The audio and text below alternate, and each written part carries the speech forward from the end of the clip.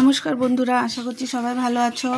দেখো আমি পাতলা করে ডিমের ঝোল করেছিলাম আর বড়া করেছিলাম, মুসুরির ডাল, পেঁয়াজ আর বাঁধাকপি দিয়ে করেছিলাম। তো দেখো পাতলা করে ডিমের ঝোল করছি। ডিমগুলো আমি ভেজে নিচ্ছি আগে। রসুন দেবো না, আজকে শুধু পেঁয়াজ ফোড়ন দিয়েই করবো। ডিমগুলো একটু হালকা লাল লাল করে ভেজে নিচ্ছি। ডিম ভেজে নেওয়ার পরে ওই তেলের মধ্যে একটা কাঁচা লঙ্কা জিরে দিয়ে দিয়েছি। তারপরে আলুগুলো দিয়ে ভালো করে ভেজে নেব। আর একটা বেগুন ছিল, ভালো কেটে দিয়ে দিই ওটা। তারপরে দেখো কয়েক টুকরো পেঁয়াজ দিয়ে দিলাম, একটা পেঁয়াজ 4 টুকরো করে নিয়েছি।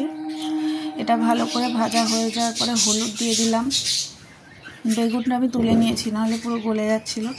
আর এই যে মুসুরির ডাল, মশলা দিয়ে দিয়েছি, জিরে, আদা, কাঁচা লঙ্কা আর সামান্য সর্ষে ছিল এতে। নুন দিয়ে দিলাম পরিমাণ মতো। এটা ভালো করে ভাজা হোক। আর গরম জল বসিয়ে দিয়েছি এদিকে। এটা মশলার সঙ্গে ভালো করে ভাজা হয়ে যাওয়ার পরে জল ঢেলে দেবো।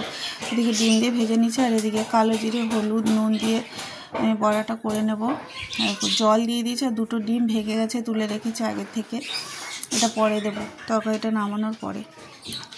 এটা ঢেকে দিই। আর এদিকে বড়াটার জন্য আমি সব রেডি করে রেখেছি, সব একসঙ্গে মিশিয়ে নিচ্ছি।